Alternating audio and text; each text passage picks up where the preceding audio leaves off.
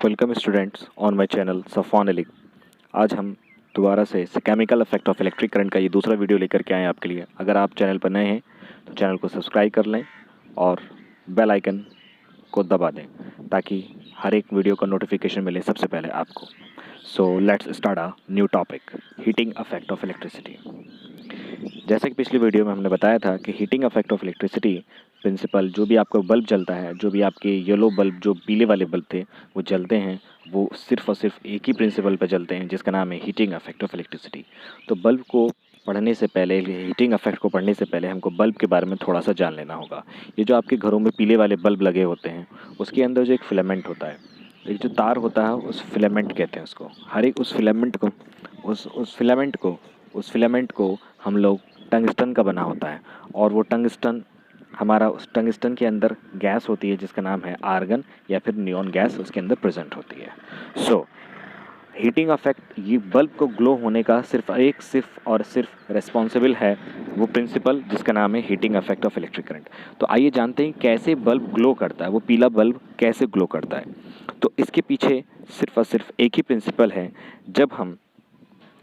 जैसे ही हमने बल्ब का स्विच ऑन करा, स्विच ऑन होते ही उसके अंदर कुछ करंट फ्लो करेगा, और करंट फ्लो होने के बाद वो फिलामेंट हीट करेगा। जैसे ही वो हीट किया तो वो करंट, जैसे ही वो हीट करेगा टेम्परेचर बढ़ेगा, और टेम्परेचर बढ़ेगा और उसके अंदर एक ग्लोनेस आ जाएगी, एक शाइनेस आ जाएगी, यानी कि वो पीला बल्ब रोशनी देना शुरू कर देगा आपको। तो सिर्फ और सिर्फ हीटिंग की वजह से हुआ, क्योंकि पहले क्या हुआ, बल्ब का फिलामेंट हीट किया। जैसे ही बल्ब फिलामेंट हीट करेगा तो वैसे ही टेम्परेचर उसका और बढ़ेगा और बढ़ेगा और बढ़ेगा। फिर उसके अंदर से बढ़ने की वजह से उसके अंदर कुछ शाइनिंग आई। जैसे आप लोग घरों में हीटर जलाते हैं तो जैसे ही आप स्विच ऑन करते हैं वो फिलामेंट जो होता है, कॉइल होती है, वो रेडिश कलर का आपको नज़र आता है। इसी तरह से वो बल्ब भी आपको पीला कलर का नज़र आता है। सो यहाँ पे हमने थोड़ा सा लिखा हुआ है, when the current passes through the filament gets heated to a high temperature, as a result bulb start glowing, but if the current is very small then the filament will not get heated to a high temperature and will not glow। इसका मतलब ये हो गया कि अब bulb glow कर रहा है, तो इसके पीछे कौन सा प्रिंसिपल है, heating effect of electric current. लेकिन जैसे ही हमने उसको स्विच ऑन करा, अगर करंट हाई है तो उसका टेम्परेचर बढ़ेगा, किसका, फिलामेंट का टेम्परेचर बढ़ेगा, और उसके अंदर से एक शाइनेस आ जाएगी जो कि आपको रोशनी के रूप में आपको मिलता है। लेकिन क्या अगर करंट कम है तो क्या ये बल्ब ग्लो करेगा? नहीं। जब आपके घरों में वोल्टेज कम आते हैं तो वो पीला बल्ब बहुत हल्की रोशनी देता है। इसके पीछे क्या प्रिंसिपल है कि वो कम करंट हुआ, कम हीट हुआ फिलामेंट, तो आपको रोशनी भी कम मिली। तो इसी वजह से उस करंट के कम होने का आपको कैसे डिटेक्ट करेंगे, आपको लाइट चाहिए कम करंट पर भी, तो आप उसके लिए एलईडी इस्तेमाल करेंगे, light emitting diode. What is the full form of LED? L for light, E for emitting and D for diode, light emitting diode. So हम अब एलईडी के बारे में पढ़ते हैं। LED can be used to detect weak current since their filament does not requires much temperature to glow. What is the meaning of this sentence? कि अगर current हमारा कम है तो हमारा एलईडी ग्लो करेगा, लेकिन ये प्रिंसिपल जो आपके बल्ब थे, जो आप घरों में इस्तेमाल करते पीले वाले बल्ब, उसके अंदर ये प्रिंसिपल नहीं था। वहाँ पर आपको करंट हाई होना रिक्वायरमेंट है इसकी।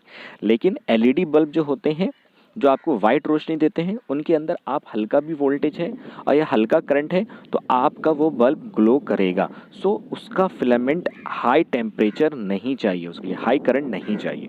थोड़ा सा एलईडी के डिस्क्रिप्शन पढ़ते हैं। एलईडी कैसा दिखता है? एलईडी कुछ इस फिगर की तरह दिखता है। जो आपको बड़े वाला लाइन दिख रही है, पॉजिटिव प्लस बना हुआ है, उसको हम एनोड कहते हैं, और जो छोटा वाला लाइन दिख रही है आपको, वो कैथोड होता है, वो नेगेटिव टर्मिनल होता है। एलईडी के दो टर्मिनल होते हैं, positive terminal and negative terminal. So जो आपकी बड़ी वाली लेग होती है, लेग बोला जाता है, दोनों टर्मिनल को लेग बोले या फिर आप टर्मिनल बोल सकते हैं। Positive terminal and negative terminal, positive terminal anode बोला जाता है, नेगेटिव टर्मिनल को कैथोड बोला जाता है। इसके अंदर करंट का हाई होना ज़रूरी नहीं है, अगर करंट कम है तब भी ये ग्लो करेगा। ये एक्चुअल का एलईडी आपका ऐसा कुछ दिखता है, जो आपकी मार्केटों में मिलते हैं। जो आपके मोबाइल चार्जर में लाल कलर की रोशनी दिखती है वो भी आपका एलईडी है। जो आपके पीले वाइट वाले बल्ब होते हैं उसके अंदर एलईडी होता है। सो ये कुछ एलईडी कुछ इस तरह का दिखता है। हमेशा याद रहे, जो बड़ा वाला लेग होता है उसका बड़ा वाला टर्मिनल होता है, जो बड़ा वाला लकीर होती है उसकी जो लकीर होती है टर्मिनल होता है, उसको हम पॉजिटिव टर्मिनल कहते हैं। और जो उसके छोटी सी एक लेग है, ये दोनों लेग बराबर नहीं होंगे, एक छोटा होगा एक बड़ा होगा, तो छोटा लेग को हम नेगेटिव टर्मिनल कहेंगे या को कैथोड कहेंगे, बड़ी वाली टर्मिनल को, बड़ी वाली लेग को या फिर हम एनोड कहेंगे या फिर हम पॉजिटिव टर्मिनल कहेंगे।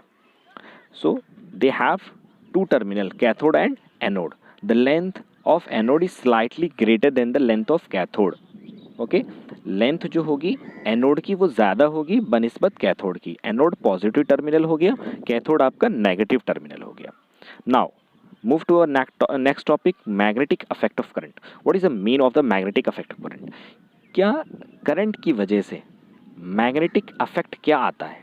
करंट अगर वायर में आ रहा है तो वहाँ पर मैग्नेटिक अफेक्ट क्या दिखेगा आपको, क्या असर पड़ेगा, मैग्नेटिक अफेक्ट क्या आपको मिलेगा?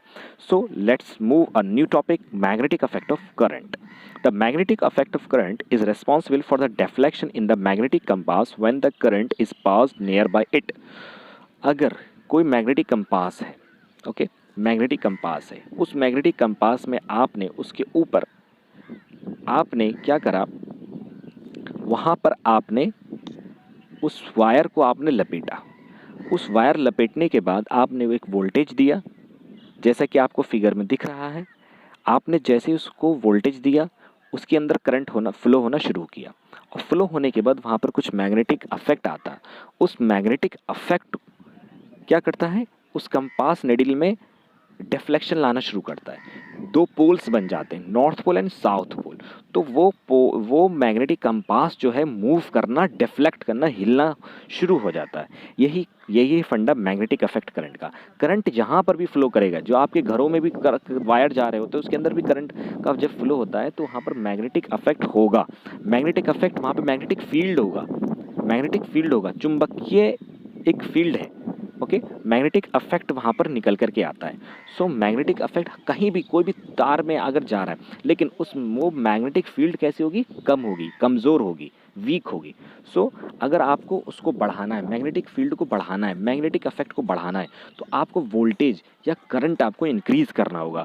तो 240 वोल्ट अगर आ रहा है तो वहाँ पे मैग्नेटिक अफेक्ट इतना ज़्यादा नहीं होता, लेकिन फिर भी अगर आपको मैग्नेटिक अफेक्ट बढ़ाना है तो आपको वोल्टेज या फिर करंट आपको इंक्रीज़ करना होगा। So magnetic affect current is responsible for the deflection of magnetic compass as shown in the our figure. It can detects the weak current. कौन वीक करंट को कौन डिफ्लेक्ट करता है? अब पता चल रहा है कि करंट है या नहीं, लेकिन कितना बहुत कम है, बहुत कम करंट है, बहुत कम करंट है। 1 एम्पियर है, 0.5 एम्पियर है, 0.2 एम्पियर है। उसको कैसे पता करेंगे कि अगर आप बल्ब भी लगाएंगे तब भी नहीं पता ही नहीं चल पाएगा उसके अंदर करंट है, लेकिन वहाँ पर करंट हो सकता है। वो कैसे पता चलेगा? उसको प्रेजेंट मैग्नेटिक अफेक्ट ही का प्रिंसिपल है, जिसके हम द्वारा हम वीक करंट को पता कर सकते हैं कि वहाँ पर करंट है। So it can detects weak current. What? Magnet deflection of magnetic compass detects the weak current.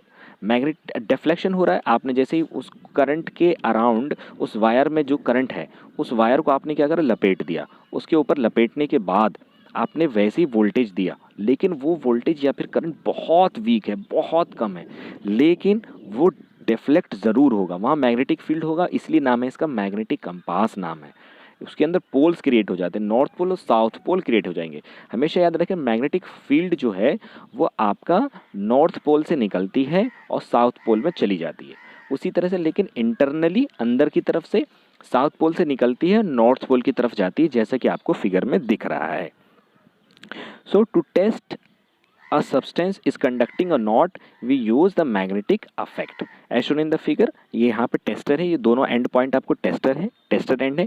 आपने इसको क्या करा, आपने मैग्नेटिक कंपास से रैप किया और वोल्टेज से लगाया। अब क्या हुआ, जैसे ही ये कंडक्ट करेगा तो यहाँ पर मैग्नेटिक का डिफ्लेक्शन शुरू होना शुरू हो जाएगा। For a close circuit, when the current compass is nearby a magnetic needle, if the deflection is observed in the needle, then it means the substance is conducting. Otherwise, it is not conducting. अगर deflect हो रहा है, magnetic compass deflection हो रहा है, तो उसके अंदर आपका कंडक्शन है। अगर मैग्नेटिक कंपास डिफ्लेक्ट नहीं कर रहा, हिल नहीं रहा, तो वो आपका डिफ्लेक्शन नहीं होगा। Now tap water, tap water. अब क्या करंट हर चीज़ से पास हो जाती है?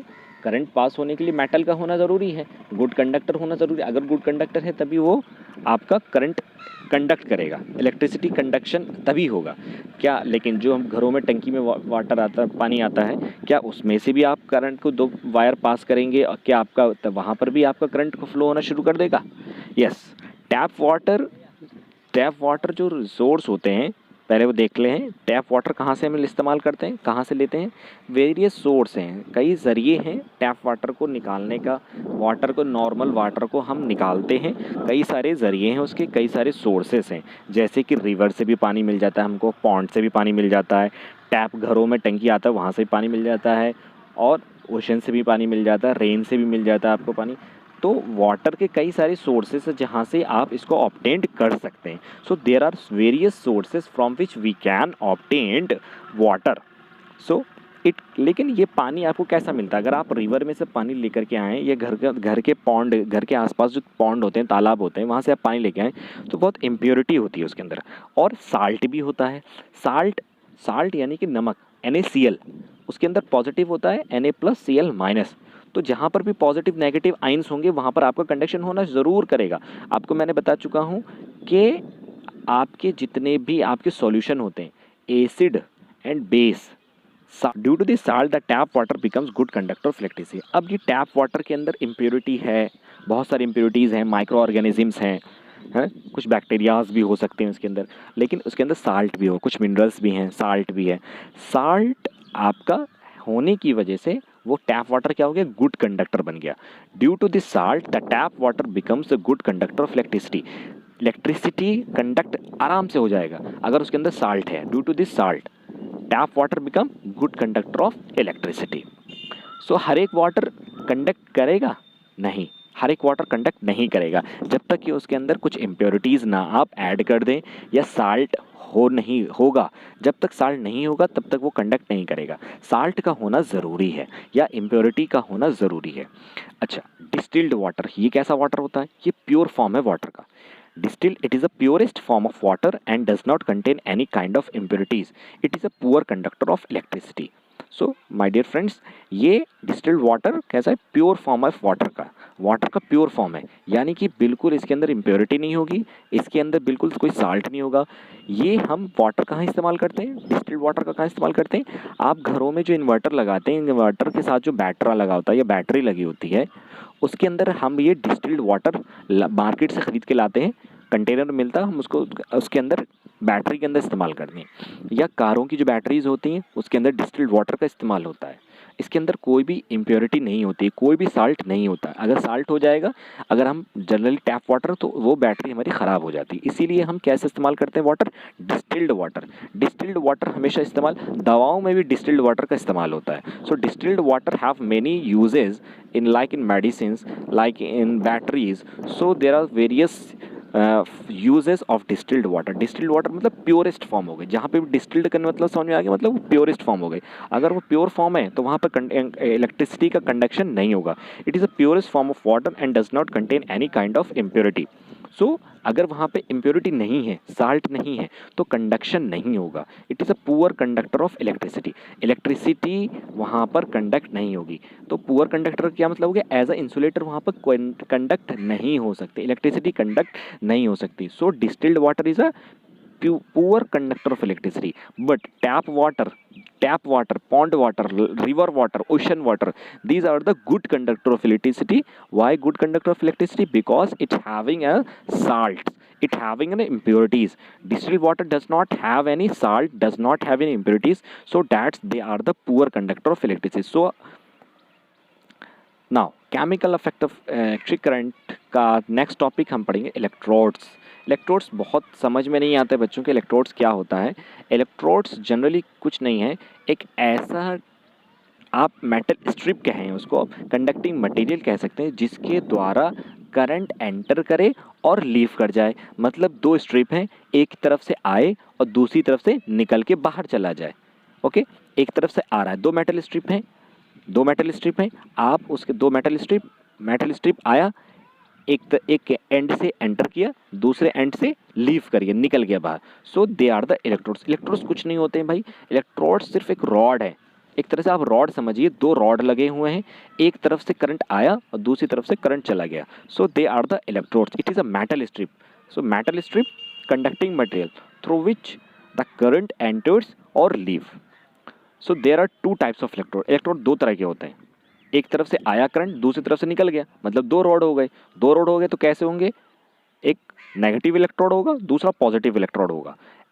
इलेक्ट्रोड यानी कि दो टर्मिनल होंगे इसके, एक तरफ से करंट आएगा, दूसरी तरफ से करंट जाएगा, तो यानी कि दोनों अलग अलग नाम के होंगे, एक को आप पॉजिटिव कह देंगे, दूसरे को आप नेगेटिव इलेक्ट्रोड कहेंगे। नेगेटिव इलेक्ट्रोड और positive electrode. So negative electrode किसे कहेंगे और पॉजिटिव इलेक्ट्रोड किसे कहते हैं, आइए देखते हैं।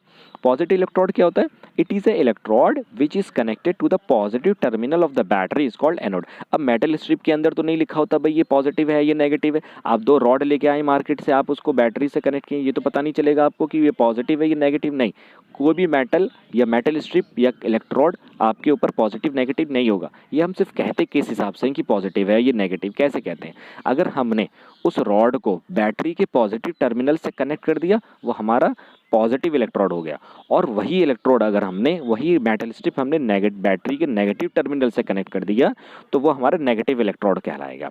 जैसे कि बैटरी के अंदर दो टर्मिनल होते हैं, पॉजिटिव होता है जिसपे प्लस लिखा होता है, नेगेटिव टर्मिनल तो नेगेटिव साइन बना होता है बैटरी में, आपने देखा होगा।